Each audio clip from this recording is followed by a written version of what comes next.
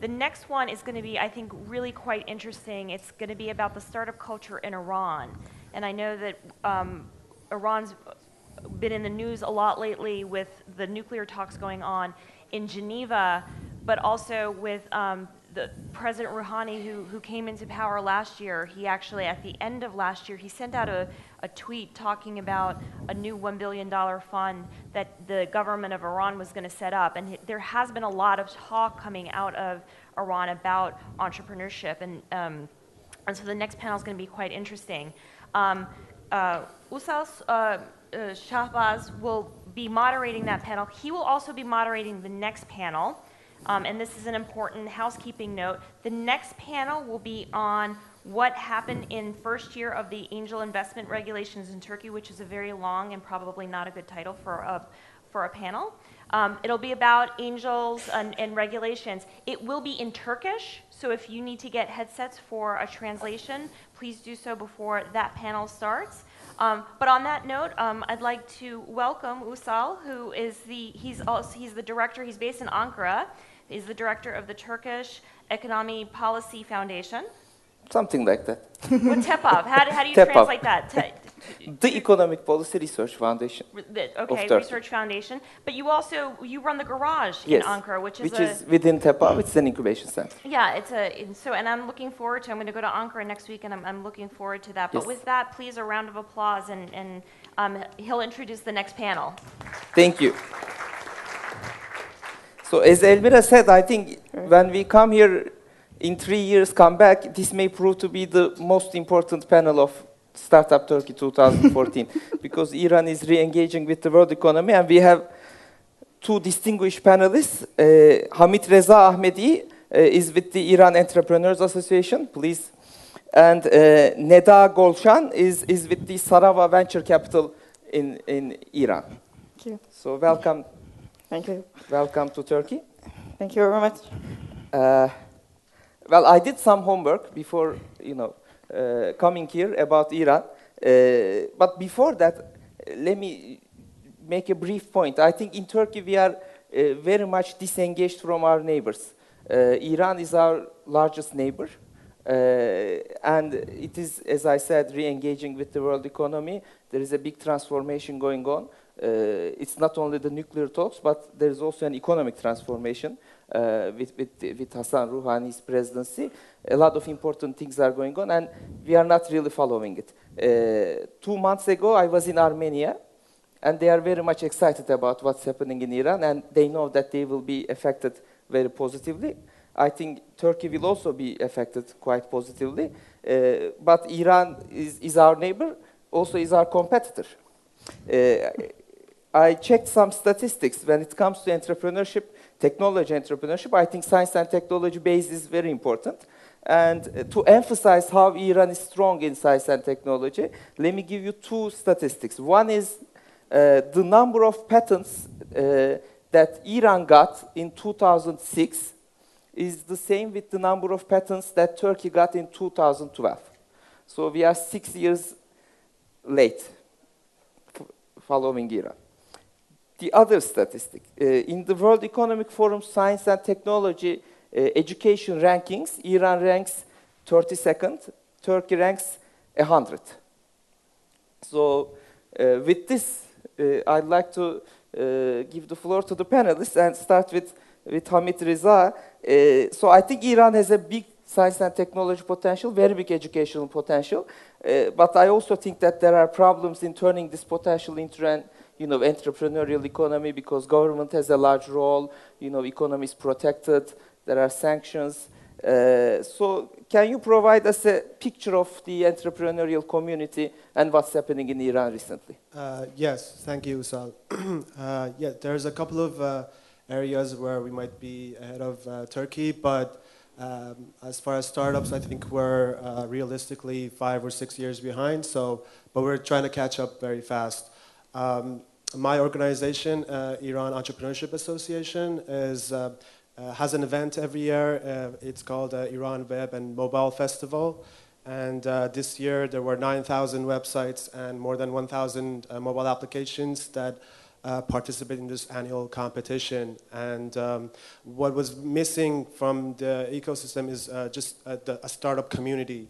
And we organized the first Startup Weekend Tehran a year and a half ago. Myself, I'm a Startup Weekend facilitator and a big believer in Startup Weekend. And actually in the past 6 months, we've been helping local organizers have Startup Weekend in 10 different cities in Iran. So it's been a very flagship event as far as bringing everyone together, as far as grassroots startup movement. And there is a lot of things that need to be improved in Iran, but we also think that entrepreneurship is a very important vehicle for change as well. So there might be a lot of things that need to change, but we want to build something and use entrepreneurship and startups to change the environment. What is the largest obstacle of Iranian entrepreneurs? Is it bureaucracy? Is it financing? Is it the lack of talent? What is the most important obstacle? Well, if you ask startups, if you ask entrepreneurs in Iran, they would say investment. That's everywhere. Yeah, but we believe that the first challenge is just people meeting each other, connecting, team building, finding co-founders, and the other part is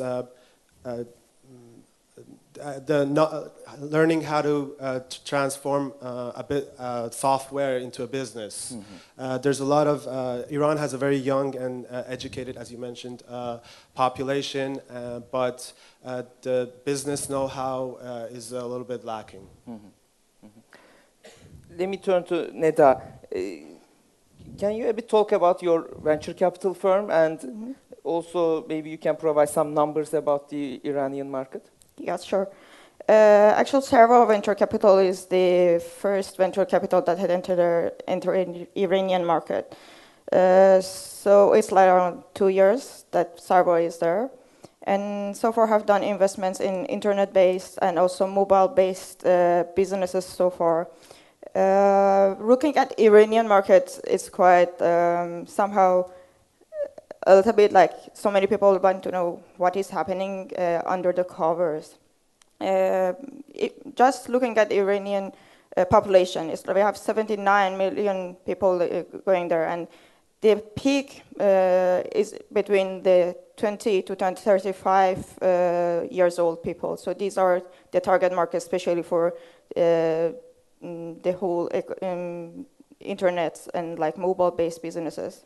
And also looking at internet penetration and looking at the internet users in Middle East, Iran is holding like more than half of this market share within its internet users.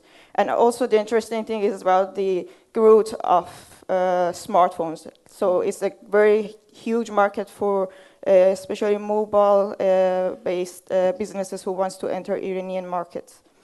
Looking at all these statistics, you can see that Iran can be a very attractive market. The other thing is about the regulations, especially about the governments and also the economy, which is changing little by little. And the government is more and more coming to support entrepreneurs by giving them different things as of funds, as of like for the taxations, legals, and exchanging a little bit on the regulations. Mm-hmm. Let me read this tweet by President Rouhani, which Elmira mentioned, and which was very interesting. He says, to support entrepreneurship based on developing knowledge economy, government set aside $1 billion for the innovation funds knowledge-based companies. Tell me, what is government doing in Iran to support entrepreneurship? Well, the new government is trying to, they set up a fund for entrepreneurship and knowledge-based companies. As entrepreneurs, we think that we shouldn't be dependent on government funding, but it's a nice bonus. Also, what's happening is that ideas and knowledge-based companies are very important in Iran, but we like to emphasize that just ideas are not going to be good enough. We need execution, and we need business savvy to take ideas and have successful startups. Are they supporting entrepreneurs with grants to companies, or? Yes, it's grants. Okay, okay. Is this the only venture capital firm in Iran, or there are others? The only private ones. Actually, back to your questions of these funds.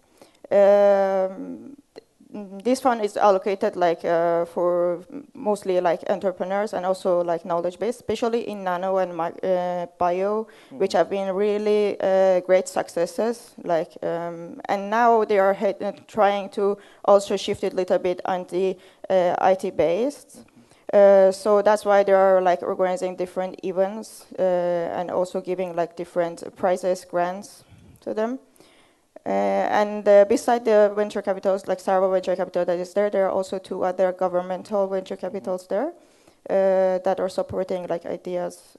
So they are investing. Yes, they are doing investments. Government supported. Government funds. support. I see.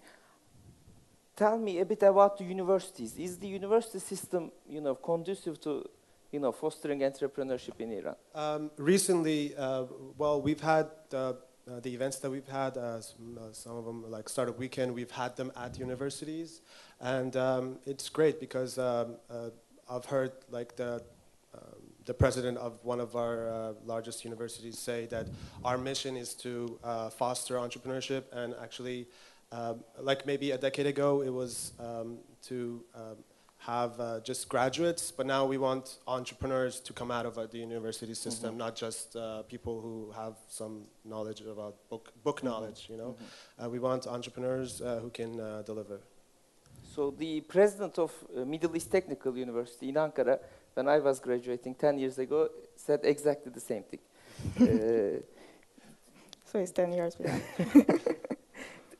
Another issue that I think Turkey is behind Iran is this internet censorship kind of things, although we are catching up very quickly.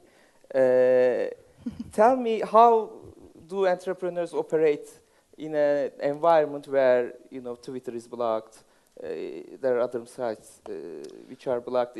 Because entrepreneurs, at the end of the day, they overcome obstacles. So maybe you can also, give some lessons to Turkish entrepreneurs to overcome these kind of obstacles. Yes, well, part of the biggest challenge is that it was kind of unpredictable about which sites would get banned and filtered and not. But that's changing. It's becoming like a process that if there's something wrong with your content, you will be warned. And so that's better. At least you can predict like what you can do and what you can't. Yeah, there's a lot of ironies in this Iranian censorship because Twitter and Facebook are blocked, but the president and the foreign minister have verified Twitter and Facebook accounts. So it's, I think it's going to change and it's going in the right direction, but very slowly. Yep. Any other thoughts on this? Actually, there have been like these censorships and blockages that also kind of made the people inside a little bit more creative. Not only on the finding the solutions on how to get connected, like you can see so many Iranians are on Twittering even, or doing Facebooking. And even on the blog spot, like for around like 2010, Iran have been like the second language in the blog sphere. So the thing is about also so many businesses in Iran is coming to also overcome these challenges. Like even like so many services like which is provided by like Google is also banned in Iran because of all the sanctions. And all these have also brought up some new businesses in the country who are working on their own ideas of having this, but in a localized market. Like we have Iranian like marketplace for Android markets, or Iranian like advertising networks. These are also like social networking is also another great businesses that is working now in like startup phases in Iran.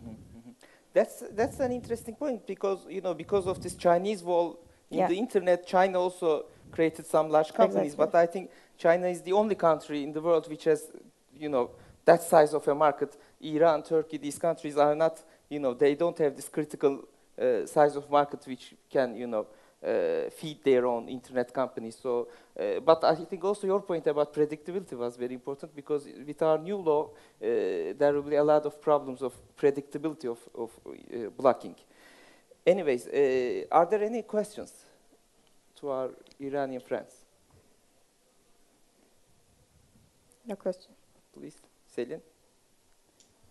If you can introduce yourself when you are asking the question. Hello, I'm Selin from Ankara Metro Technology Park. I would like to ask about how is the number of women entrepreneurship in Iran? Maybe Okay. we can start with you. Yes. Um, Actually, that's a good question. And also, just looking at it in this room, you also are gonna find out like this is not an issue only for the country, but also for the whole so many other cultures. I can say if you look at the statistics, even we got from the organization who is giving like licensing to all websites, only that was interesting. Only 7% of the people who are having their own internet businesses are women, and the rest are men. But myself, but this is a little bit changing. Like women's, you can see them so much in the businesses, but maybe not are yet have the courage or taking the risk of becoming the business owners. Let me ask you something. For young Iranians, what are their aspirations? Do they want to start a business in Iran, or are they constantly looking for an opportunity to go abroad? Because you also have a very strong diaspora, particularly in the United States as well as in Europe. So you have a lot of connections. For example, we don't have that. How does that play into the ecosystem? Well, that's a very good question. We have, I think, the largest brain drain in the world. A lot of people are leaving Iran. But when the politics change and things improve, that weakness will turn into a strength because we have a lot of Iranian expats that have a lot of experience. Some of them are the CEOs of successful startups in Silicon Valley, in Canada and London, and we've been in touch with them. We've been using their experience. We've invited some of them back to talk at conferences, and I think in a few years they can help us really with as catch up really fast. Yeah. Any other thoughts on this? And is Turkey a good location to start a business for a young Iranian? Do people think about that? I don't have information about Turkey laws as far as, but I know a few people that because Iran is sanctioned, they moved to temporary residence in Istanbul to start their business. They also go to Dubai, I think. And Dubai. And Dubai. Okay. Yeah. But I just wanted to point out that we are, my organization is an NGO, and we're trying to build a startup ecosystem in Iran. And we would like to hear and learn from other entrepreneurs in other places close by in Europe and Japan and Middle East. And we would like to learn from their experience in how they started the startup ecosystem in their city and country. And we want to exchange ideas a lot. Well, the next panel will be on Turkish ecosystem and its problems. So you can watch that. Any other questions? Please, gentleman over there. Microphone, please.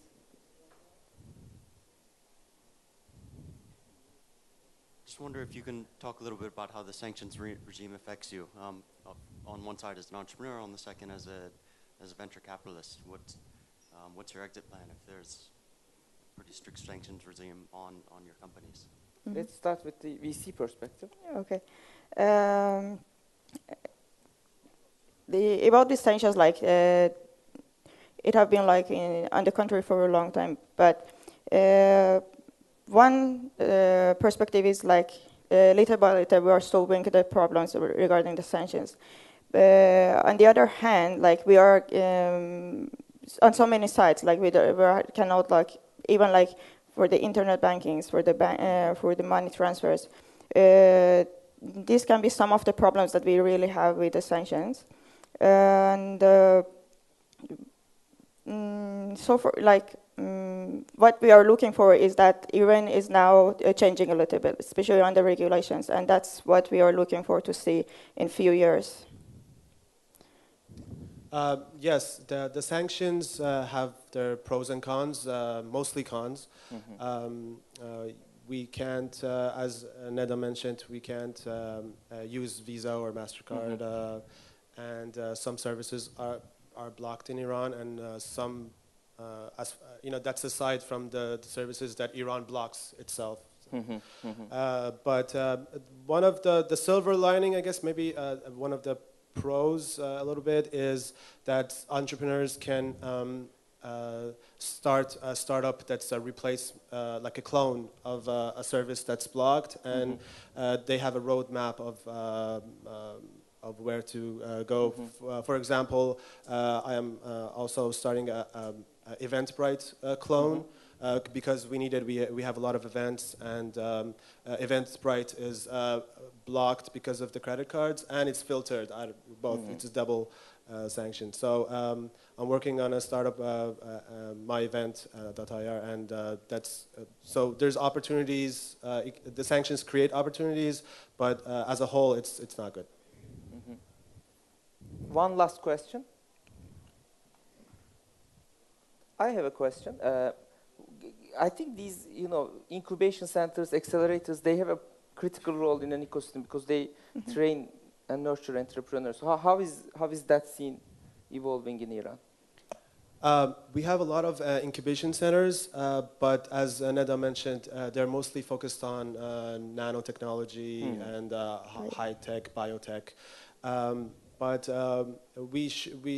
there's definitely a place for, there needs to be an accelerator, like a startup tech accelerator in Iran, and hopefully we'll have one in this coming year. We are trying to learn from other people who have started accelerators in other cities to have a program in Iran.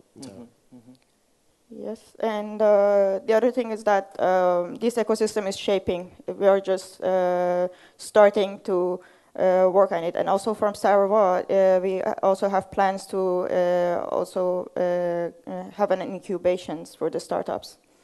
And other than that, being a venture capitalist, also to provide incubation services for startups.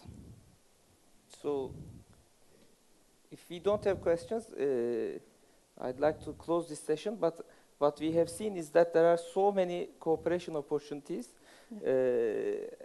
with Iran, not only between entrepreneurs, but also between ecosystem actors like accelerators, incubation centers, universities, and investors, of course. Yeah. There is a big market which is breaking out, so we should all follow Iran.